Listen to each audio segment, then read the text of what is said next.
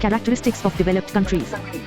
Developed countries are nations that have achieved a high level of economic prosperity, advanced technology, and improved social welfare. These nations experience high industrial development, higher income levels, and a superior standard of living. Their economic growth is stable and well supported by modern infrastructure and efficient governance. 1. High per capita income. People in developed nations earn high income due to advanced industrial productivity. This ensures strong purchasing power and financial stability. 2. Advanced industrial and technological development. Industries are well developed and supported by modern technology, automation, research, and innovation. Manufacturing and service sectors dominate the economy. 3. Low population growth rate. Birth and death rates are controlled due to better medical facilities, family planning awareness, and high living standards. 4. High standard of living. Citizens enjoy better housing, food, healthcare, sanitation, communication, and overall comfortable lifestyles. 5. Well-developed infrastructure. Transport, electricity, water supply, telecommunication, banking, and educational institutions are highly efficient and well-maintained. 6. Low poverty and unemployment. Most people are skilled and employed in productive jobs.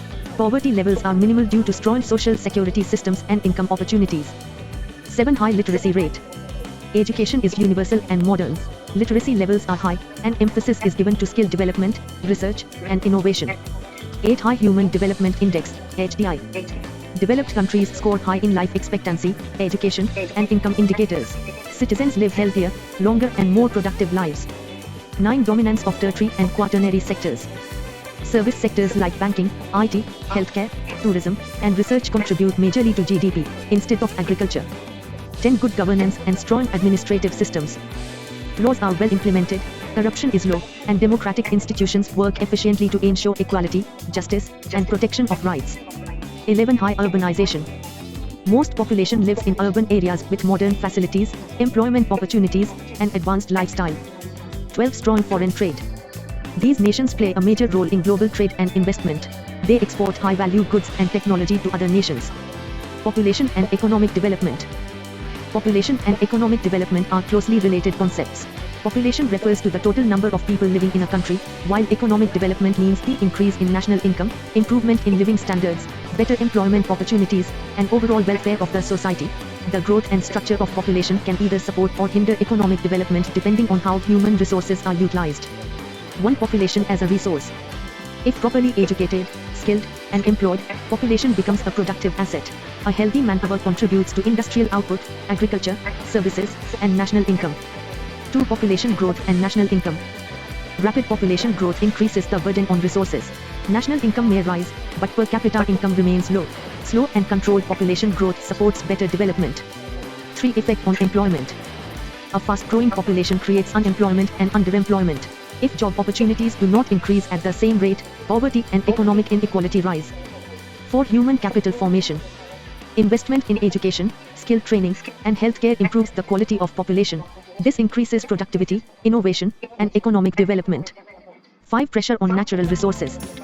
High population exerts pressure on land, water, food, housing, and energy. Overuse of resources causes scarcity, environmental degradation, and slows development. 6. Standard of living. If population grows faster than production, there will be shortage of goods and services. This reduces living standards.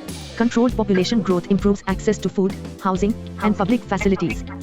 7. Savings and capital formation. When population is high and income is low, families save less. Low savings reduce capital formation, industrial growth, and economic progress. 8. Dependency ratio. High number of children and elderly increases the dependent population. Fewer working people means low productivity and lower economic growth. 9. Technological and industrial growth. A well-trained and skilled population supports industrialization and technological development, which contribute to economic progress and global competitiveness. 10. Urbanization and development. Population growth leads to urbanization. Planned urbanization supports development, but unplanned growth causes slums, pollution, and unemployment which slows progress. Theories of demographic transition. The demographic transition theory explains how a country's population changes over time as it develops economically. It shows the relationship between birth rate, death rate, and population growth. According to this theory, every nation passes through 3 main stages, moving from high birth and death rates to low birth and death rates as development occurs. 1 stage I. High birth rate and high death rate, pre-industrial stage. This is the earliest stage in a country's development. Characteristics. Birth rates are very high due to lack of family planning, high infant mortality, early marriage, and agricultural lifestyle. Death rates are also high because of poor healthcare, malnutrition, epidemics, and lack of sanitation. Population growth is very low or stagnant because high births are cancelled out by high deaths. Society is mostly rural and agrarian.